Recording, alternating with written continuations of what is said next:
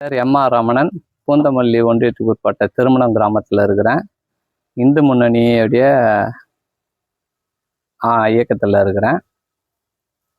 நடந்து முடிஞ்ச ஆட்சி இந்து மதத்திற்கும் இந்து கலாச்சாரத்திற்கும் ரொம்ப ரொம்ப எதிர்ப்பாக செயல்பட்டது.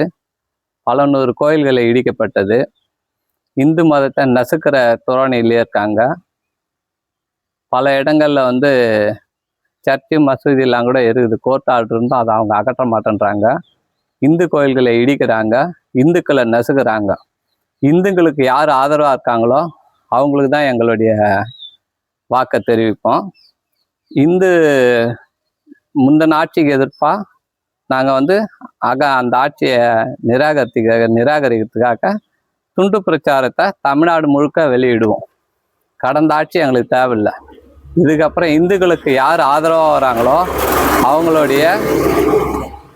அவங்களுக்கு முழு ஒத்துழைப்பு எங்களுக்கு நாங்கள். இது தமிழ்நாடு எம்மதமும் சம்மதம். இப்போ நீங்க இந்துக்கள் சொல்றீங்க, அதை எப்படி நீங்க அதை எப்படி பிரிச்சு பாக்குறீங்க? இந்துக்களுக்கு இப்போ முன்னாள் அமைச்சர் அவர் திமுக முன்னாள் அமைச்சர் சேகர் பாபு நிறைய கோயில்களுக்கு குடமுழக்கெல்லாம் பண்ணதா அவர் சொல்றாரு.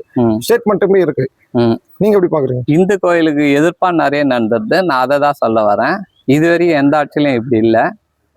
இதுக்கப்புறம் இந்த ஆட்சி எங்களுக்கு தேவையில்லை. இதுக்காக நாங்கள் துண்டு பிரச்சாரமே தமிழ்நாடு முழுக்க வெளியிடுவோம். இந்து கோயில்கள் நிறைய பாதிக்கப்பட்டது, இடிக்கப்பட்டுருது. இந்துக்கள் கலாச்சாரம், இந்துக்களுடைய மதம், எங்களுடைய கலாச்சாரத்தை இவங்க நசுக்க பார்க்குறாங்க.